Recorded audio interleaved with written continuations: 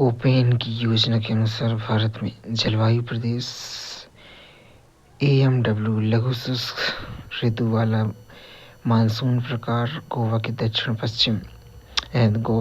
में भारत का पश्चिमी घाट एएस शुष्क ग्रीष्म ऋतु वाला मानसून प्रकार तमिलनाडु कोरोनल तट एडब्ल्यू उष्णकटिबंधीय सवाना प्रकार कर्कवृत्त के दक्षिण में प्रायद्वीप पठार का अधिकांश भाग बीएसएचडब्ल्यू अर्ध शुष्क स्टेपी जलवायु उत्तर पश्चिमी गुजरात पश्चिमी राजस्थान और पंजाब के कुछ भाग बीडब्ल्यूएचडब्ल्यू गर्म मरुस्थल राजस्थान का सबसे पश्चिमी भाग सीडब्ल्यूजी शुष्क शीत ऋतु वाला मानसून प्रकार गंगा का मैदान पूर्वी राजस्थान उत्तरी मध्य प्रदेश उत्तर पूर्वी भारत का अधिकतर प्रदेश डीएफसी लघु ग्रीष्म तथा ठंडी आर्द्र शीत ऋतु वाला जलवायु प्रदेश अरुणाचल प्रदेश में ई ध्रुवीय प्रकार जम्मू कश्मीर हिमाचल प्रदेश उत्तराखंड में भारत का मानसून और भारत का आर्थिक जीवन।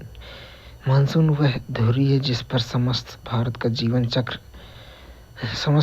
जीवन चक्र घूमता है, क्योंकि भारत की 64% जनता भरण पोषण के लिए खेती पर निर्भर करती है, जो मुख्यतः दक्षिण पश्चिम मानसून पर आधारित है। हिमालयी प्रदेशों के अतिरिक्त शेष भाग में वर्ष भर यथेष्ट गर्मी रहती है, जिससे सारा साल खेती की जा सकती है। मानसून जलवायु की क्षेत्रीय विभिन्नता नाना प्रकार की फसलों को उगाने में सहायक है। वर्षा की परिवर्तनीयता देश भर के कुछ भागों में सूखा अथवा बाढ़ का कारण बनती है। भारत में कृषि की समृद्धि वर्षे में सही समय पर आने तथा उसके पर्याप्त विपरीत होने पर निर्भर करती है। मानसून का अचानक प्रस्फोट देश के व्यापक क्षेत्रों में मृदा अपरदन की समस्या उत्पन्न कर देता है। उत्तर भारत में शीतोष्ण कटिबंधीय चक्रवातों द्वारा होने वाली शीतकालीन वर्षा रबी की फसलों के लिए अत्यंत लाभकारी सिद्ध होती है। भारत की जलवायु की क्षेत्रीय विभिन्नता भोजन वस्त्र आवासों की विविधता में उजागर होती है। भूमंडलीय तापन प्राकृतिक कारकों के अतिरिक्त भूमंडलीय तापन के लिए बड़े पैमाने पर औद्योगिकरण तथा वायुमंडल में प्रदूषणकारी गैसों की वृद्धि जैसी मानवीय क्रियाएं भी महत्वपूर्ण उत्तरदायी कारक हैं। जीवाश्म ईंधन के जलने से वायुमंडल में इस गैस की मात्रा क्रमशः बढ़ रही है। कुछ अन्य प्रकार की गैसें methane chlorofluorocarbon ozone nitrous oxide वायुमंडल में अत्यंत अल्प मात्रा में विद्यमान है। इन्हें तथा कार्बन डाइऑक्साइड को हरित गृह गैसें कहते हैं। कार्बन डाइऑक्साइड की तुलना में 4 गैसें दीर्घ तरंगी विकिरण का ज़्यादा अच्छी तरह से अवशोषण करती हैं, इसलिए हरित गृह प्रभाव के बढ़ाने में उनका योगदान अधिक है। इन्हीं प्रभाव में पृथ्वी का तापमान बढ़ रहा है। विगत 150 वर्षों में पृथ्वी की सतह का औसत वार्षिक तापमान ऐसा अनुमान है कि सन 2100 में भूमंडलीय तापमान लगभग 2 डिग्री सेल्सियस की वृद्धि हो जाएगी। तापमान की इस वृद्धि से कई अन्य परिवर्तन भी होंगे। इसमें से एक गर्मी के कारण हिमालय और समुद्री ध्रुवों के समुद्री बर्फ की पिघलने से समुद्र तल का ऊंचा होना। प्रचलित पूर्वानुमान के अनुसार औसत समुद्र तल 21वीं सदी के अंत तक 48 सेंटीमीटर ऊंचा हो जाएगा। इसके कारण प्राकृतिक बाढ़ों की संख्या बढ़ जाएगी। जलवायु परिवर्तन से मलेरिया जैसी कीटजन्य बीमारियां बढ़ जाएंगी। साथ ही वर्तमान जलवायु सीमाओं भी बदल रही हैं, जिसके कारण कुछ भाग कुछ अधिक जलसिक्त वेट और अधिक शुष्क हो जाएंगे। कृषि के प्रतिरूप बदल जाएंगे। जनसंख्या और परितंत्र में भी परिवर्तन होंगे।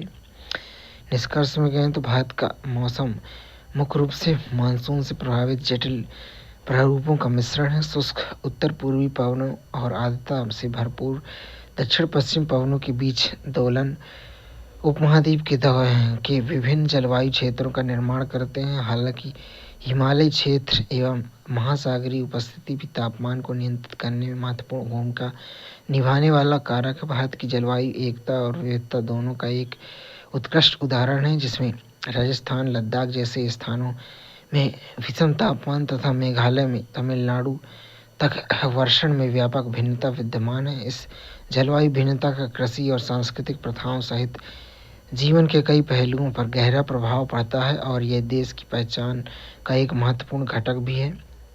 महत्वपूर्ण शब्दावली में जलवायु किसी समयावधि में लगभग 30 वर्ष या उससे अधिक पृथ्वी के धरातल के एक विशेष क्षेत्र की औसत मौसमी दशाएं, जेट प्रवाह, अत्यंत प्रबल एवं प्रचुर एवं अचर पछुआ पवन जो क्षोभ सीमा के एकदम नीचे बहती है, मानसून एक वृहद क्षेत्र और पवनों की दिशा में महत्वपूर्ण प्रत्यावर्तन जिससे ऋतु परिवर्तन होता है। वर्षण भूपृष्ठ पर मेघों में से वर्षा की बूंदों हिम और ओलों के रूप में गिरना, वर्षा, हिमपात, कर्कापात तथा मेघों का फटना आदि वर्षण के विभिन्न रूप हैं।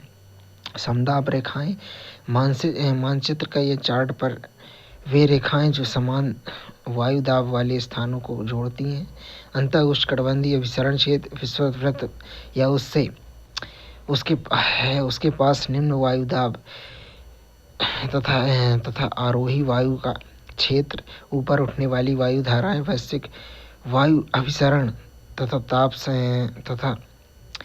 ताप जनित संवहन बनाती हैं। एल नीनो इक्वेटर एवं पेरू तट के साथ समुद्रिक सतह पर कभी कभी गर्म पानी प्रवाह पिछले कुछ समय में संसार में विभिन्न भागों में पूर्वानुमान के लिए इस परिघटना का प्रयोग किया जा रहा है। यह सामान्यतः क्रिसमस के आसपास घटित होता है तथा कुछ सप्ताहों से कुछ महीनों तक बना रहता है। ला नीना या एल नीनो के विपरीत स्थिति होती है। इसके अंतर्गत उष्णकटिबंधीय प्रशांत महासागरीय व्यापारिक पवनें सबल हो जाती हैं, जिस कारण से मध्यवर्ती एवं पूर्ववर्ती प्रशांत महासागर में ठंडे जल का असामान्य संचयन हो जाता है। मानसून एक बृहद क्षेत्र पर पवनों की दिशा में महत्वपूर्ण प्रत्यावर्तन जिससे ऋतु परिवर्तन होता है। ग्रीन हाउस प्रभाव के लिए जिम्मेदार गैस, इन गैसों में carbon dioxide, methane, nitrous oxide, chlorofluorocarbon,